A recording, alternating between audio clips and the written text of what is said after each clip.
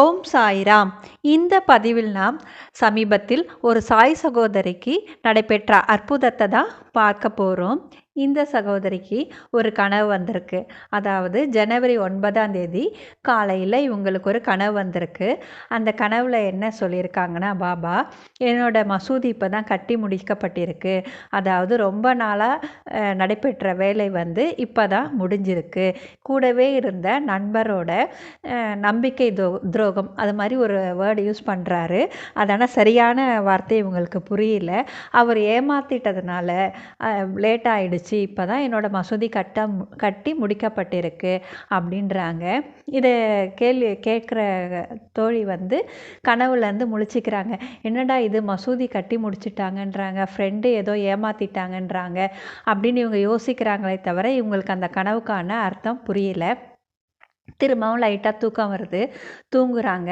அப்போ என்ன நடக்குதுன்னா, இந்த சகோதரி வந்து சந்தனத்தால் பொட்டு வச்சு ஒரு பெரிய கோடு மாதிரி வரைஞ்சி வைக்கிறாங்க. ஆனால் அந்த உருவம் முடிக்கப்பட்டது இவங்களுக்கு என்னன்னு சரியாக புரியல.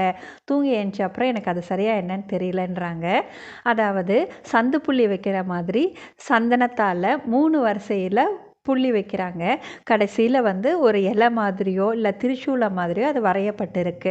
இந்த சகோதரி வந்து தூக்கத்துலேருந்து எழுந்திரிக்கிறாங்க. அதுக்கப்புறம் இவங்களுக்கு தூக்கமே வரல.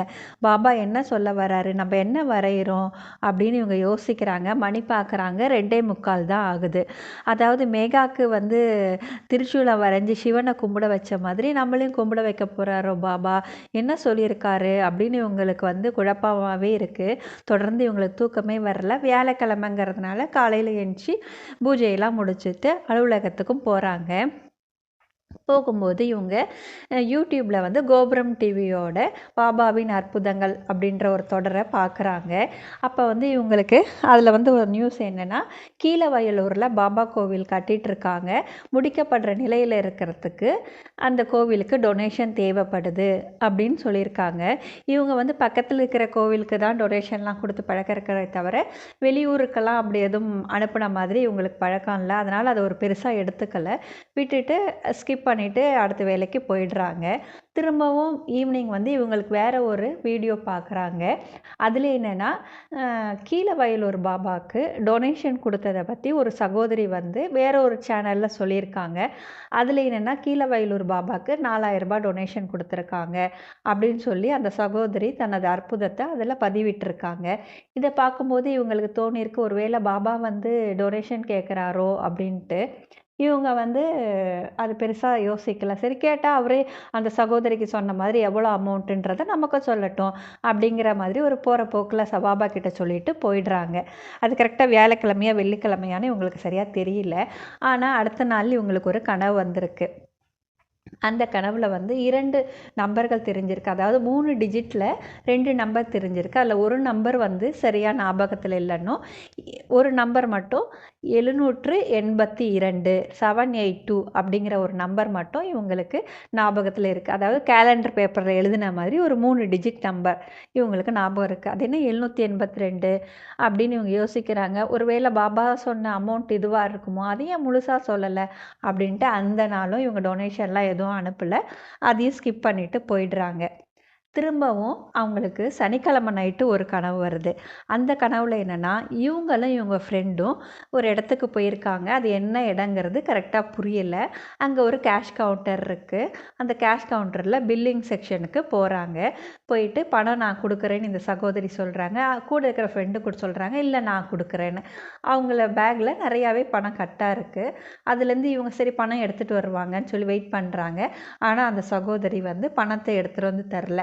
உடனே இந்த சாய் சகோதரி தனது பேக்கில் இருக்கிற அமௌண்ட்டை எடுத்து எவ்வளோன்னு கேட்கும்போது அவர் என்ன சொல்கிறாரு, 800 ருபீஸ் பே பண்ணுங்கன்றாங்க. இவரும் அந்த 800 ருபீஸை பே பண்ணிடுறாங்க. அன்னைக்கு காலையில் ஏஞ்சோடனே இவங்களுக்கு புரிஞ்சிடுது, ஓகே பாபா வந்து 752ன்னாரு, நம்ம முழு நம்பராக கேட்டதுனால 800 ரூபா சொல்லியிருக்காரு. அந்த அமௌண்ட்டை தான் நம்ம டொனேஷனாக கொடுக்கணும் அப்படின்னு நினைக்கிறாங்களே தவிர இது வரைக்கும் அவங்க பே பண்ணவும் இல்லை. இப்படி இருக்கும்போது சரி எதுக்காக இருக்கும் இந்த அமௌண்ட்டு, இது ஏன் ரவுண்டாக இல்லாமல் அதிகமாகவும் கேட்காம இப்படிப்பட்ட ஒரு நம்பராக இருக்கே அப்படின்னு இவங்க திரும்பவும் யோசிச்சுட்டு இருக்கும்போது இவங்களுக்கு திரும்பவும் ஞாபகம் வருது. பாபாக்கு பக்கத்தில் ஒரு பாட்டிலில் இவங்க கொஞ்சம் அமௌண்ட் சேர்த்து வச்சுட்ருப்பாங்க. அதாவது டொனேஷனுக்கு, அன்னதானத்துக்கு கொடுக்கலாம் அப்படின்ட்டு. இவங்க சென்ற ஒரு 15 நாளைக்கு முன்னாடி தான் வேற ஒரு கோவிலில் வந்து நிறைவு விழா 8ஆம் ஆண்டு நிறைவு விழா நடைபெற்றதுனால அதுக்கு இருந்த அமௌண்ட்டை கொடுத்துட்டாங்க. இப்போ தான் புதுசாக அதில் சேர்க்க ஆரம்பிச்சிருக்காங்க. சரின்னு சொல்லிட்டு அந்த டப்பாவை எடுத்து பார்க்கும்போதில் அதில் ஒரு ரூ. 500 நோட்டும், ஒரு ரூ. 30 நோட்டும், ஒரு ரூ. 50 நோட்டு இருந்திருக்கு. அப்படின்னு கொஞ்சம் சில்லறையெல்லாம் கூட்டி பார்க்கும்போது சச்சரித புத்தகத்தில் ஒரு ரூ. 200 வச்சுருந்துருக்காங்க. எல்லாத்தையும் சேர்த்து பார்க்கும்போது ரூ. 789 இருந்திருக்கு. அதாவது இவங்க வந்து அந்த கோயிலுக்கு கொடுக்கும்போது ஃபுல்லாக டப்பாவை காலி பண்ணி கொடுக்கக்கூடாதுன்றதுனால ஒரு சில காயின்களை மட்டும் அதில் விட்டுட்டு மீதி எல்லா அமௌண்ட்டையும் கொண்டு போய் பாபா கோவிலில் கொடுத்துருக்காங்க. இவங்களுக்கு இப்போ தான் என்ன புரிய வருதுன்னா, எல்லா தொகையும் கூட்டி கழித்து பார்க்கும்போது இவங்கக்கிட்ட ரூ. 780 இருக்குது. அதாவது இவங்க டப்பாவில் வந்து பாபாக்குன்னு கொஞ்சம் காசை வச்சுட்டு தான் அடுத்த கோயிலுக்கு கொடுக்கணும். அப்படின்றதுனால பாபா என்ன பண்ணியிருக்காருனா, ரூ. 780 முடிவு பண்ணிவிட்டு ரூ. 2, அதாவது நம்பிக்கை, பொறுமை, அதுக்காக ரூ. 2 கேட்டிருக்காரு அப்படின்னு சொல்லி இவங்களுக்கு புரியுது. மேலும் இந்த சகோதரி என்ன சொல்கிறாங்கன்னா, கீழவயலூர் பாபாவோட கோவிலுக்கு டொனேஷன் அதிகமாக தேவைப்படுது. அதனால தான் பாபாவே வந்து பக்தர்களோட கனவில் இப்படி கேட்குறாங்க. அதனால் நம்மால் முடிஞ்ச வரைக்கும் பாபாவோட கோயிலுக்கு நம்ம டொனேஷன் கொடுக்கணும் அப்படிங்கிறத இந்த சகோதரி சொல்கிறாங்க. உண்மையிலே வந்து பாராட்டக்கூடிய ஒரு விஷயந்தான்.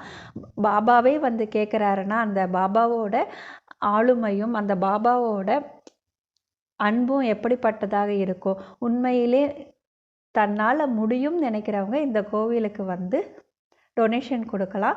அதோட நம்பர் வந்து நான் என்கிட்ட இல்லை, வேற ஒரு சேனலில் போட்ட நம்பரை தான் நான் இதில் கொடுத்துருக்கேன். உண்மையிலே பாபாவோட அற்புதங்கள் வந்து மெய்சிலிர்க்க வைக்கக்கூடிய வகையில் தான் இருக்குது. அதுவும் ஒருத்தர் மட்டும் இல்லாமல் நிறைய பேரோட கனவுல போயிட்டு பாபா வந்து என்னோட மசூதி கட்டி முடிக்கணும், அதுக்காக டொனேஷன் கொடுங்கன்னு நேரடியாக கேட்குறது வந்து உண்மையிலே மிகப்பெரிய விஷயம். பாபாவை நம்ம நம்புவோம், அவருடைய அற்புதங்களை அனுபவிப்போம். ஜெய் சாய்ராம்.